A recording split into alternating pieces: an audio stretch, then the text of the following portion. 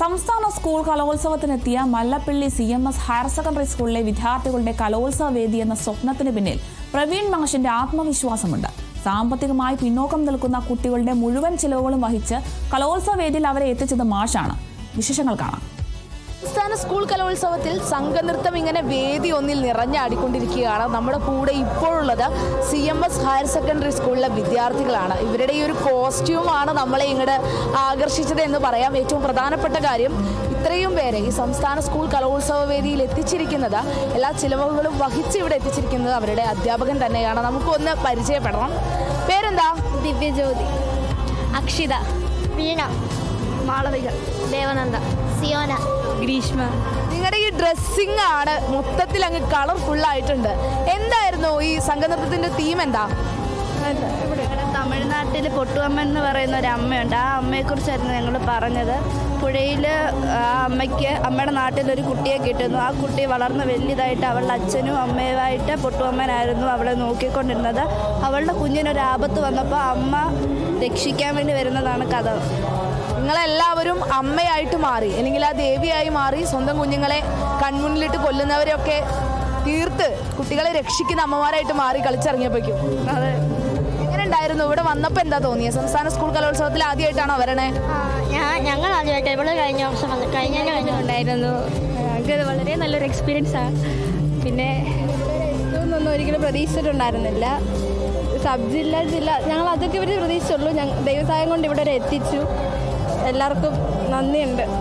ജില്ലാ കലോത്സവങ്ങളൊക്കെ എങ്ങനെയായിരുന്നു? ഭയങ്കര പ്രശ്നമായിരുന്നോ? അടുപ്പായിരുന്നോ? നല്ല ബുദ്ധിമുട്ടായിരുന്നു. ഈ വേദി ഞങ്ങൾ ഒരിക്കലും പ്രതീക്ഷിച്ചില്ല.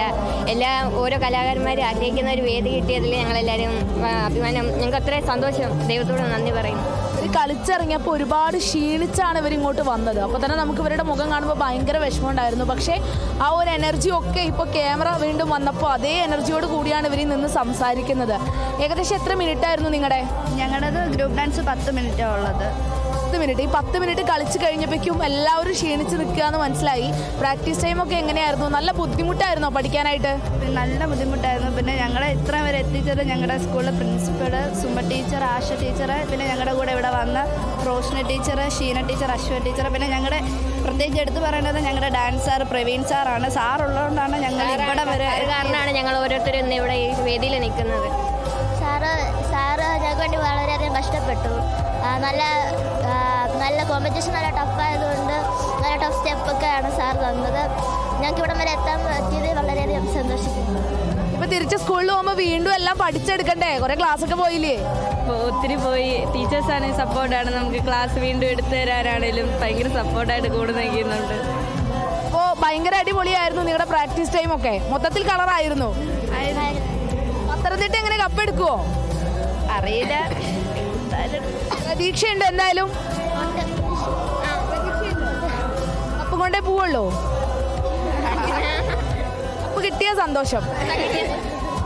അപ്പോൾ എന്തായാലും ഒരു ഗുരുവാണ്. ആ ഗുരുവിനാണ് നമ്മൾ ആദ്യം നന്ദി പറയേണ്ടത്. കാരണം സംസ്ഥാന സ്കൂൾ കലോത്സവ വേദി എന്ന് പറയുന്നത് ഏത് കലാകാരനും കൊതിച്ചെത്തുന്ന ഒരു മണ്ണാണ്.